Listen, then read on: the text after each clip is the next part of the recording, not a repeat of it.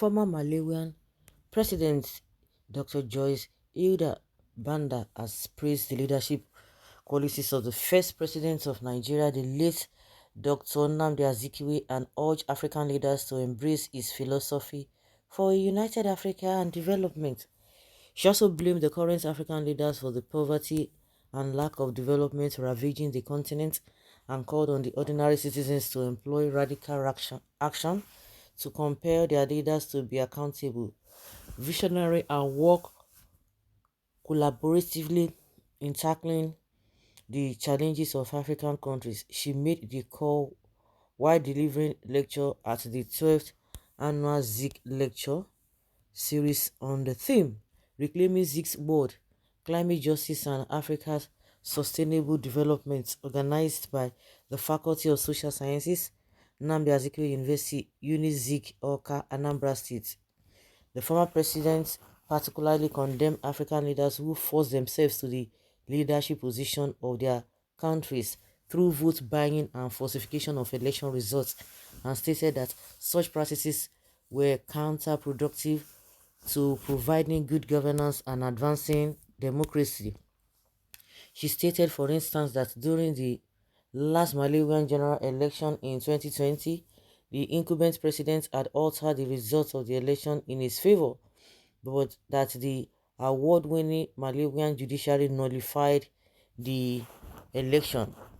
Dr. Banda asked African women to show interest on issues that concern women folk in their communities, saying that even before the colonial era, there were many African women who provided credible leadership.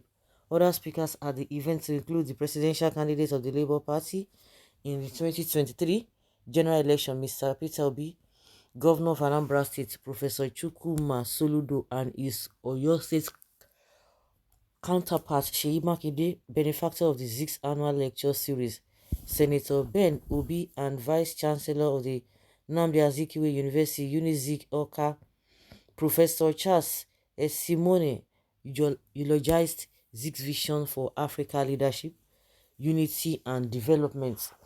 Obi particularly called for cutting down of cost of governance, and giving priority attention to funding critical development sectors like education. He stated that a situation like in Nigeria, where a monthly overhead of the vice chancellor of Nigerian University is about 10 million naira and 120 million naira a year, while an official vehicle of a federal lawmaker cost about 140 million naira, was a misplacement of priority. Makinde, in his remarks, praised Zig's philosophy for united Nigeria and oneness of Nigeria, and advised that the country should be restructured into a federation. Soludo said that the administration would promote Zig's philosophy by providing quality education and improving the lot of the ordinary person, especially the destitute and the poor. Simone pledged that UNIZIK would continue to promote the virtues of Zik.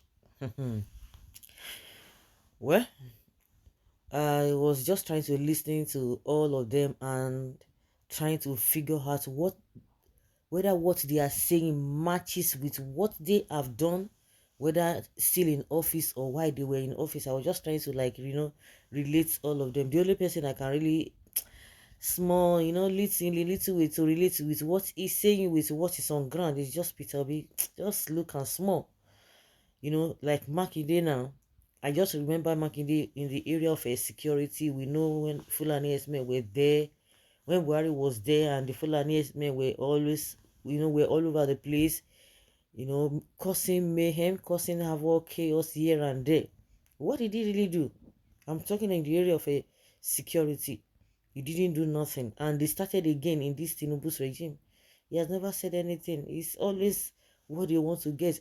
The only thing I can just relate with him a bit, when he came into power in 2019, people were like, oh, he was involved in all this, that he tried that, though people were seeing what he was doing little by little, they were calling those things a petty project, but he started on a good note. But I don't think people are hearing it now. Well, we was able to things that we're not supposed to be eulogizing or giving attention is what the politicians have made Nigerians to be, especially Nigeria. So to be talking about you pay salary, is that an achievement? No, that is not an achievement.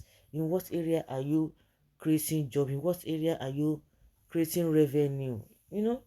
Those are the things we are talking about. As for the Malawian president, of course, she has said it all. I don't know how she ruled while she was there as well, because when she talked about a Zeke, I'm sure it was after Zeke that she became president. So what part did she really take? In as much all of them, they always speak the truth. They always say things the way they are when they are not in power.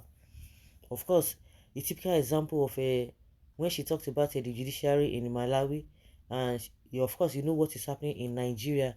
When you talk about the issue of vote buying, those leaders who are rigging themselves into power, forcing themselves into power. Of course, we know uh, the present administration, that is what is really fighting for, and the manner at which they are going about all this. Will put somebody there, you can remove the person through technicality, judiciary, and all of those stuff is just a shame. They keep on saying the same thing over and over again, over and over again. It's just like a good luck Jonathan. They try to woo people in one direction, in another breath they is doing something else. It's really, really ridiculous and so unfortunate. The same good luck Jonathan who is condemning that APC, he's happy that APC did not win that state. The same person will see go and meet them and be laughing quack, quack, quack, quack, quack with them, and see Silva that is even dragging him, that you can imagine what this one is saying. So guys, Nigeria, Africa matter, you don't tire person. That's why everybody, you have to fend for yourself, know what is good for you and go for it.